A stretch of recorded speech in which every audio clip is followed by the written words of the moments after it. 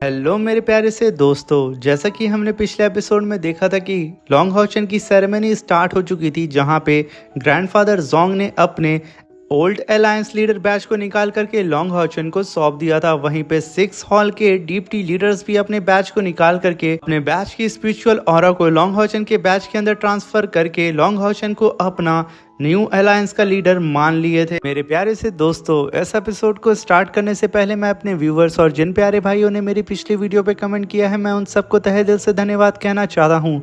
साथ में मेरे नए व्यूवर्स, आप भी प्लीज़ कमेंट कर सकते हैं। इसी तरीके से मैं आपके कमेंट का स्क्रीनशॉट लेके अपनी नेक्स्ट वीडियो में से शो ज़रूर करूँगा।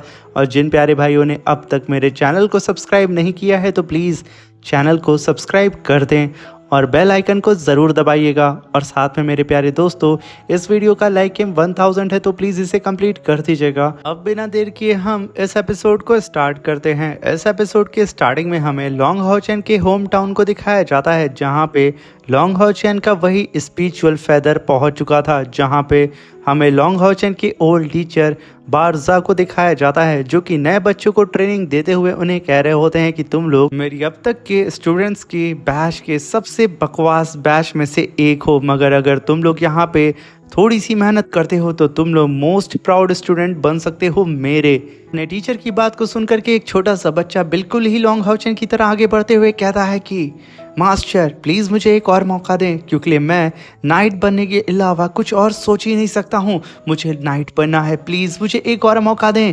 मैं अपनी गलतियों को लेकर के आपसे माफ़ी मांगता हूँ। ये सुन करके टीचर बारजा को उस बच्चे के अंदर लॉन्ग हॉचन नज़र आ रहा होता है। वो बिल्कुल शॉक्ड होकर के उस बच्चे की ओर देखते हैं और ख़ुद को संभालते हुए मुस्कुराते हुए उससे कहते हैं, तो ठीक है, मैं तुम्हें यहाँ पे एक मौका देता हूँ। यहाँ पे तुम्हें खुद को साबित करने के लिए अपने बैच के सबसे पावरफुल कल्टीवेटर से फाइट करनी होगी। क्या तुम्हें ये चैलेंज मंजूर है? तभी वो बच्चा कहता है कि हाँ टीचर, मुझे मंजूर है, मैं फाइट करने के लिए तैयार हूँ। तभी टीचर कहते हैं कि मैं तुम्हें 1 महीने का टाइम देता हूँ खुद की प्रिपरेशन करने के लिए। और तभी सीन शिफ्ट होता है और लॉन्ग हॉचन का स्पिरिचुअल फेदर उड़ता हुआ सीधा उस जगह पहुंच जाता है जहां पे लॉन्ग हॉचन ने अपनी आगे की ट्रेनिंग ली थी डीमन हंटिंग ग्रुप को स्टेबल करने के लिए, जहां पे उसे सिखाया गया था कि आखिर डीमन हंटिंग टीम किस तरीके से काम करती है और कैसे एक दूसरे का ख्याल रखा जाता है। तभी वहां पे सीन शिफ्ट होता है और हमें ब्रदर ली को दिखाया जाता है, जहां पे वो अपनी एकांत में कल्टीवेशन करते हुए कहते हैं कि हाउ चैन, तुम मुझसे बहुत ज़्यादा स्ट्रांग हो गए हो, मगर मैं वादा करता हूँ कि फ्यूचर में मैं और भी ज़्यादा मेहनत करके और अच्छे से कल्टीवेशन करके एक ना एक दिन तुम्हारे साथ में खड़े होकर के तुम्हारे साथ बैटलफील्ड को शेयर करूँगा डीमंस के खिलाफ। सिर्फ मेरे भाई उस वक्त का तुम इंतज़ार करना। तभी हम वहाँ पे फर्स्ट लाइन सोल्जर टीम्स को देखते हैं, जो कि अपने कैप्टन जी को वाइन पेश करके उन्हें रिस्पेक्ट पेश कर रहे होते हैं और उनसे कहते हैं कि लीडर, आपको शायद याद होगा कि फर्स्ट टाइम हमारे कैंप में डीमन हंटिंग ग्रुप का एक लीडर आया था जिसका नाम लॉन्ग हॉचन था। वो इस समय हमारे अलायंस का लीडर बन चुका है और वो हमारे फर्स्ट बैटल लाइन सोल्जर को डायरेक्टली ही ऑर्डर देंगे। अब हमें उनकी लीडरशिप के अंदर रह के काम करना होगा, जहाँ पे हर एक सोल्जर को इस बात का यकीन है कि हम लोग लॉन्ग हॉचन के अंदर काम करके सारे ही डीमंस को यहाँ से मार भगाएंगे। तभी वहाँ पे सीन शिफ्ट होता है और हमें ब्रदर ये को दिखाया जाता है, जो कि अपने हाथ में लैम्प को लिए हुए कहते हैं कि लॉन्ग हॉचन, यहाँ पे पूरी की पूरी ह्यूमन काइंड को तुम्हारी लाइट पे पूरा भरोसा है। हम सबको यकीन है कि तुम हम सभी लोगों को एक ब्राइट फ्यूचर की ओर लेकर के जाओगे और यहाँ पे हम सभी लोगों को तुम्हारी एबिलिटी पे पूरा भरोसा है। तभी हम देखते हैं कि सब के सब आसमान की ओर देखते हुए लॉन्ग हॉचन को याद कर रहे होते हैं और वहीं पे लॉन्ग हॉचन का फेदर उड़ते हुए वापस लॉन्ग हॉचन के पास आ जाता है, जहां पे लॉन्ग हॉचन सारे ही 6 हॉल के डिप्टी लीडर्स के साथ बैठ करके मीटिंग कर रहा होता है। तभी लॉन्ग हॉचन कहता है कि अब वक्त आ चुका है कि हम लोग पुराने मिलिट्री सिस्टम को अपडेट करें। ये सुनकर के सारे ही डिप्टी लीडर कहते हैं कि आखिर हॉचन तुम कहना क्या चाहते हो? तभी लॉन्ग हॉचन कहता है कि सारे ही 6 मेजर पासेस के पास जितने भी जीनियस कल्टीवेटर हैं, आज से वो सारे ही कल्टीवेटर हमारे होली सिटी के अंदर आकर के एक साथ कल्टीवेट करेंगे और सारे ही 6 हॉल के जितने डिप्टी लीडर्स हैं वो सब यहाँ पे आकर के उन सारे ही 6 मेजर पासेस के जीनियस कल्टीवेटर्स को यहाँ पे खुद से ही सेलेक्ट करके एक टीम बनाएंगे। और हर मेजर पासेस के पास हर तरीके की एबिलिटी होनी चाहिए डीमन से फाइट करने के लिए। ये सुन करके वहाँ पे बैठे हुए एक डिप्टी लीडर सभी लोगों से कहते हैं कि यहाँ पे लॉन्ग हाउचन ने सही फैसला लिया है।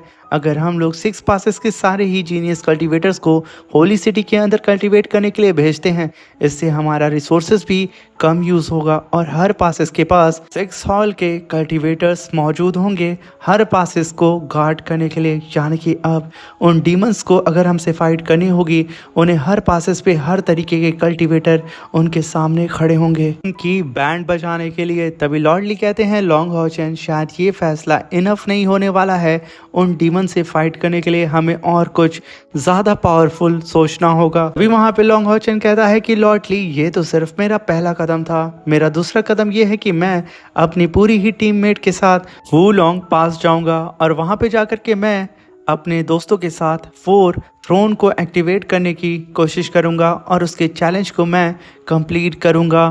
तभी वहाँ पे ग्रैंडपा चेन कहते हैं कि अगर लॉन्ग हाउचन तुमने ये कर दिखाया, तुमने 4 डिवाइन सील थ्रोन को एक्टिवेट कर दिया, तो समझ लो हमारे सामने कोई भी नहीं टिक सकता है। मगर काश अगर ऐसा होता कि हम लोग 6 थ्रोन को अपीयर कर पाते। अभी वहाँ पे लॉर्डली कहते हैं कि ऐसा पॉसिबल हो सकता है अगर ज़ूलाई ये परमिशन हमें दे दें। मगर अफसोस की बात यह है कि अभी हमारे पास सिर्फ 4 ही ऐसे नाइट्स हैं जो कि उस डिवाइन सील थ्रोन को एक्टिवेट कर सकते हैं। अगर हम 6 थ्रोन को एक्टिवेट करते हैं तो हम 2 कल्टीवेटर्स को कहाँ से लेकर के आएंगे, और अगर हमने सिर्फ 4 और डिवाइन सील थ्रोन को एक्टिवेट कर दिया तो ये पूरी की पूरी ह्यूमन हिस्ट्री में एक स्ट्रॉन्ग मूव होगा। और जब हम डीमंस के ऊपर काउंटर अटैक करेंगे तो हम लोग डीमंस की ईंट से ईंट बचा देंगे। तभी वहाँ पे लॉन्ग हाउचन कहता है कि लगभग होली वॉर को हुए 4 साल हो चुके हैं और डीमन एम्परर ने सिर्फ 5 साल का सीज फायर कहा था, और मुझे लगता है कि वो सारे ही डीमंस हम पे अटैक करने की पूरी ही तरीके से तैयारी कर रहे होंगे।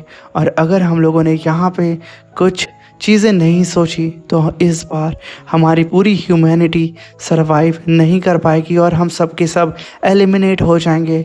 इसलिए हमें अपने सारे ही रिसोर्सेज को इंक्रीज़ करना होगा और ज़्यादा से ज़्यादा पावरफुल होना होगा, और उन डीमंस के अटैक करने से पहले ही हमें उनके ऊपर अटैक करना होगा। तभी वहाँ पे लॉर्डली कहते हैं कि लॉन्ग हाउचन तुम अपने दोस्तों के साथ सीधा ही वुलोंग पास में अपने असाइनमेंट को कंप्लीट करने के लिए चले जाओ, और रही बात डीमंस के ऊपर हमें कैसे अटैक करना है उसकी प्लानिंग हम सारे ही डिप्टी लीडर बैठ के तब तक कर चुके होंगे। बस जब तुम वापस आना तो एक खुशखबरी लेकर के आना कि तुम लोगों ने असाइनमेंट को कंप्लीट करके उन 4 थ्रोन को एक्टिवेट कर दिया है। तभी वहाँ पे ग्रैंडपा ज़ोंग कहते हैं कि न्यू अलायंस सिस्टम में जो हाल ही में इम्प्रूवमेंट लॉन्ग हाउचन के द्वारा किया गया है, क्या इस इम्प्रूवमेंट से किसी को भी यहाँ पे कोई भी कन्फ्यूजन या कोई ऑब्जेक्शन करना चाहता है तो वो अभी बोल सकता है। तभी वहाँ पे सब के सब लॉन्ग हाउचन की बात से एग्री थे, इसलिए वो लोग सब मिलकर के इस रूल को पास कर देते हैं। तभी वहाँ पे लॉन्ग हाउचन कहता है कि मैं यहाँ पे एक और रूल को ग्रैंडफादर ज़ोंग लेकर के आना चाहता हूँ। तभी लॉन्ग हाउचन की बात को सुनकर के सारे ही डिप्टी लीडर कहते हैं कि आखिर लॉन्ग हाउचन एक और नया रूल आखिर तुम क्या बनाना चाहते हो, चलो हमें विस्तार से बताओ। वहीं पे ग्रैंडफादर ज़ोंग भी लॉन्ग हाउचन से सेम बात रिपीट करते हैं। तभी लॉन्ग हाउचन कहता है कि मैं एक न्यू पार्लियामेंट को बनाना चाहता हूँ फ्यूचर में, और उस पार्लियामेंट के अंदर अलायंस से रिलेटेड जितनी भी मीटिंग होगी, जितने भी न्यू अलायंस के रूल्स को वहाँ पे पास करना होगा, सब कुछ उस न्यू पार्लियामेंट के अंदर किया जाएगा। और साथ में उस पार्लियामेंट के अंदर 6 हॉल के जो 6 डिप्टी लीडर हैं वो सेम उसी तरीके से रहेंगे। सारे सिस्टम को इस तरीके से बांटा जाएगा, सबसे पहले लीडर और फिर उसके बाद में डिप्टी लीडर और फिर उसके बाद में काउंसिल ऑफ पार्लियामेंट आएंगे। और ये जो काउंसिल ऑफ पार्लियामेंट होंगे वो हर 6 हॉल से 10 पीपल्स को सेलेक्ट किया जाएगा, और इनकी भी पोजीशन पूरी ही तरीके से परमानेंट होगी। तभी वहाँ पे ग्रैंडपा ज़ोंग कहते हैं कि इस न्यू अलायंस के जितने भी मेंबर हैं, क्या आप लोगों को यहाँ पे न्यू पार्लियामेंट को बनने से कोई इशू है या फिर उसके मेंबर से रिलेटेड आपको कोई इशू अगर है तो आप लोग यहाँ पे ऑब्जेक्शन कर सकते हैं। अगर नहीं है तो हम लोग इस रूल को भी पास कर देते हैं। तभी सब के सब यहाँ पे लॉन्ग हॉचन से एग्री करते हैं। ये सुनकर के ग्रैंडपा ज़ोंग तुरंत ही लॉन्ग हॉचन के इस रूल को भी पास कर देते हैं। तभी वहाँ पे मौजूद सारे ही डिप्टी लीडर इस मीटिंग को यहीं पे ख़त्म करने के लिए बोलते हैं और वो लोग उठ करके जाने लगते हैं। मगर तभी वहाँ पे लॉर्ड चैन खड़े होते हैं और उन सभी लोगों को वहाँ पे बैठने के लिए बोलते हैं और सबकी नज़र वहाँ पे लॉर्ड चैन के ऊपर थम जाती है, जहाँ पे लॉर्ड चैन कहते हैं कि मैं यहाँ पे एक बड़ा फैसला लेना चाहता हूँ। जैसा कि टेम्पल कंपटीशन में डॉन ऑफ लाइट ने काफ़ी शानदार प्रदर्शन किया है और इन लोगों ने अपनी स्ट्रेंथ से साबित कर दिया है कि अलायंस का फ्यूचर इन न्यू जनरेशन के कल्टीवेटर्स के ऊपर है।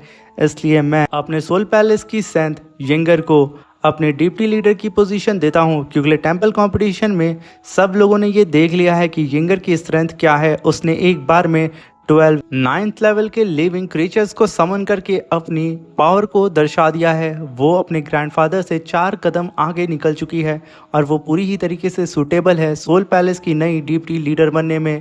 ये सुनकर के ग्रैंडपा ज़ोंग तुरंत ही चैन यंगर से कहते हैं कि क्या तुम यहाँ पे अपने ग्रैंडफादर की बात से सहमत हो। वहीं पे यंगर खड़ी होती है और वो तुरंत ही वहाँ पे ग्रैंडफादर की बात से सहमति जताते हुए हामी भर लेती है। तभी यंगर अपने ग्रैंडफादर के पास जाती है और वो लोग सोल पैलेस के ट्रेडिशन के हिसाब से एक दूसरे को वहाँ पे ग्रीट करते हैं और लॉर्ड चैन यंगर को अपनी पोजीशन पे बैठने के लिए बोलते हैं। तभी यंगर तुरंत ही डिप्टी लीडर की चेयर पे जा करके बैठ जाती है। यानी कि ये जो न्यू अलायंस बना था उसमें एक और चेंजेस आ चुका था। मगर तभी हम वहाँ पे असिस्टेंट हॉल के लॉर्ड यानी कि साइनर के ग्रैंडफादर को देखते हैं, जो कि खड़े होते हुए कहते हैं कि लॉर्ड चैन ने जब एक कदम आगे बढ़ा ही दिया है तो मैं भी एक कदम क्यों ना आगे बढ़ा दूं। मैं यहाँ पे अपने असिस्टेंट पैलेस की सेंथ साइनर को अपने डिप्टी लीडर की पोजीशन देता हूँ। और यहाँ पे मौजूद सभी लोगों को अच्छी तरीके से पता है कि साइनर की एबिलिटी क्या है और असिस्टेंट पैलेस ने तो बहुत पहले ही साइनर को ये पोजीशन देने की बात कर ली थी। बस मैं सही मौके का इंतज़ार कर रहा था और मुझे आज लॉर्ड चैन ने सही मौका दे दिया। तभी साइनर भी अपनी डिप्टी लीडर की पोजीशन पे जा करके बैठ जाती है और तभी वहाँ पे वॉरियर हॉल के लॉर्ड क्यू भी खड़े होते हैं और वो कहते हैं कि मैं भी यहाँ पे एक फैसला लेना चाहता हूँ। मैं भी अपनी डिप्टी लीडर की पोजीशन को यहाँ पे छोड़ना चाहता हूँ। ये सुनकर के काउंसिल मेंबर एकदम हैरान होते हुए एक दूसरे से कहते हैं कि आखिर सारे ही डिप्टी लीडर अपनी डिप्टी लीडर की पोजीशन को क्यों छोड़ रहे हैं, आखिर इन लोगों को क्या हो गया है। ये कहते हुए वो लोग आपस में ही कंट्रोवर्सी स्टार्ट कर देते हैं। मगर तभी लॉर्ड ली अपने फिंगर को पटकते हुए उन सबको शांत करते हैं और सीधा ही लॉर्ड क्यू से कहते हैं कि तुम्हें शायद एक बार और सोच लेना चाहिए। तुम यहाँ पे न्यू अलायंस के फ्यूचर को शायद खतरे में डाल सकते हो। तुम यहाँ पे अगर डिप्टी लीडर की पोजीशन छोड़ोगे तो बहुत सी चीज़ें फेर बदल हो सकती हैं। मगर तभी लॉर्ड क्यू कहते हैं कि मैं तुम्हें लॉर्ड ली बता दूं कि वोंग मेरी ग्रैंड डॉटर, उसने ऐसे ऐसे कारनामे वॉरियर हॉल के अंदर किए हैं जिसे एक लड़की को कर पाना नामुमकिन है। मैं मानता हूं कि मेरी ग्रैंड डॉटर एक लड़की है, इसलिए लोग उसे एक्सेप्ट नहीं कर रहे हैं। मगर वॉरियर हॉल का एक एक सोल्जर यहाँ पे वोंग को अपना डिप्टी लीडर बहुत पहले ही सेलेक्ट कर चुका है और मेरी नज़र अपनी ग्रैंड डॉटर पे बहुत पहले से थी, इसलिए मैं अपने डिप्टी लीडर की पोजीशन वोंग को देता हूँ। तभी वोंग अपने ग्रैंडफादर के पास आकर के खड़ी होती है और कहती है कि ग्रैंडफादर, मैं आपको कभी भी निराश नहीं करूँगी। तभी ग्रैंडफादर कहते हैं कि वोंग, तुमने ऑलरेडी हमें कभी भी निराश नहीं किया है। हम जितना भी तुम्हारे बारे में सोचते हैं तुमने उससे कई गुना ज़्यादा हमें वापस में दिया है। और तभी हम देखते हैं कि वोंग भी अपने वॉरियर हॉल के डिप्टी लीडर की चेयर पे जा करके बैठ जाती है। तभी वहाँ पे लॉन्ग हॉचन कहता है कि जैसा कि न्यू अलायंस के सारे ही डिप्टी लीडर यहाँ पे अपॉइंट हो चुके हैं, तो मैं आप सभी लोगों को बता दूं कि यहाँ पे हम लोगों को दिन रात एक करके अपनी एबिलिटी और अपनी मैन फोर्स को और भी ज़्यादा अपग्रेड करना है और इसी के साथ में हम लोग न्यू बिगनिंग करेंगे अपने ह्यूमन हिस्ट्री की। और मैं मानता हूँ कि आने वाले वक्त में हमें कई सारी मुसीबतों से सामना करना होगा, मगर आप लोग मेरा विश्वास रखें, हम लोग ज़रूर एक नई शुरुआत करेंगे और न्यू अलायंस के साथ मिलकर के हम लोग एकजुट होकर के नए सवेरे का उद्घाटन करेंगे, जिसका हमें बरसों से इंतज़ार था।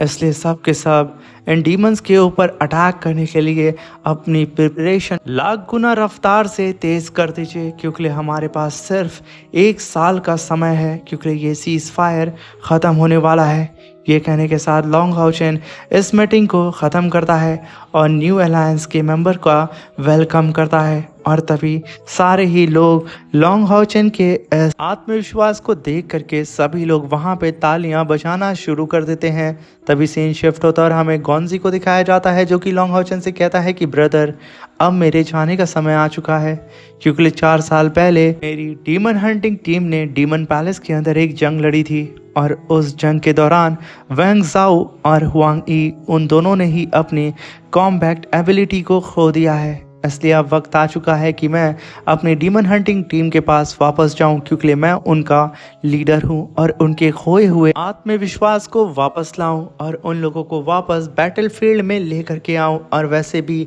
होली वॉर एक बार फिर स्टार्ट होने वाली है, इसलिए मैं अपनी डीमन हंटिंग टीम के साथ पूरी ही तरीके से तैयार रहना चाहता हूँ तुम्हारा साथ देने के लिए। तभी वहाँ पे लॉन्ग हाउचेन गॉन्जी से कहता है कि ब्रदर गॉन्जी, मैं मानता हूँ कि तुम्हारे ऊपर रिस्पॉन्सिबिलिटी है तुम्हारी डीमन हंटिंग टीम की, और तुम्हें सच में वापस जा कर के अपने टीम के आत्मविश्वास को वापस लाना होगा। और मैं इस बात से एग्री करता हूँ, मगर मेरे दोस्त, फ्यूचर में तुम्हें कोई भी कैसी भी तकलीफ हो और तुम पर और तुम्हारी टीम के ऊपर कितनी भी बड़ी मुसीबत का पहाड़ टूट क्यों ना पड़ा हो, एक बात हमेशा याद रखना कि तुम डॉन ऑफ लाइट के मेंबर हो। तुम अपनी फैमिली के पास कभी भी आकर के हमसे मदद मांग सकते हो। वहीं पे गॉन्जी लॉन्ग हाउचेन से हैंडशेक करता है और बारी बारी अपने सारे ही दोस्तों से मिलता है और बीते हुए वक्त में जो साथ में मिल करके इन लोगों ने फाइट की थी, वक्त गुजारा था, उन सारे ही लम्हों को वो लोग याद करते हुए एक दूसरे को वहाँ पे अलविदा बोल देते हैं। और तभी गॉन्जी वहाँ से चला जाता है। तभी लॉन्ग हाउचेन पलटते हुए अपने टीम मेंबर से कहता है कि अब वक्त आ चुका है कि हम लोग वो लॉन्ग पास में जाएं और अपने गोल को अचीव करें। तभी सीन शिफ्ट होता है और हमें वो लॉन्ग पास को दिखाया जाता है, जहाँ पे लॉन्ग हाउचेन पलादीन कमांडर के साथ अपने मॉम के घर के पास आ जाता है। और वो जैसे ही अपनी मॉम को देखता है, लॉन्ग हाउचेन भागते हुए तुरंत अपनी मॉम के पास जाता है और उन्हें हक कर लेता है और रोते हुए कहता है कि मॉम, आप ठीक तो है ना। तभी उसकी मॉम कहती है कि बेटा, मैं पहले से बहुत ज़्यादा बेहतर फील कर रही हूँ। ये कहते हुए लॉन्ग हाउचेन की मॉम अपने आंसुओं को वहाँ पे पोंछ रही होती है और तभी वो लॉन्ग हाउचेन से कहती है कि बेटा, मुझे यहाँ पे तुम्हें किसी से मिलाना है, मेरे पीछे आओ। और तभी वो लॉन्ग हाउचेन को अपने पीछे ले करके जाने लगती हैं। और तभी लॉन्ग हाउचेन पहाड़ी के किनारे पेड़ के बगल में एक बंदे को खड़ा हुआ देखता है और लॉन्ग हाउचेन की आंखें वहीं पे थम जाती हैं, क्योंकि वो शख्स और कोई नहीं, लॉन्ग हाउचेन का फादर होता है। और तभी ये दोनों ही बाप बेटे इतने सालों के बाद एक दूसरे को देखते हैं और सिर्फ अपनी जगह पे खड़े होकर के चुपचाप लगातार एक दूसरे को देखते ही रहते हैं। और इसी के साथ मेरे प्यारे दोस्तों, ये शानदार सा एपिसोड ख़त्म होता है। Thank you for watching, bye bye, take care, love you all. और कमेंट ज़रूर कर देना मेरे भाइयों।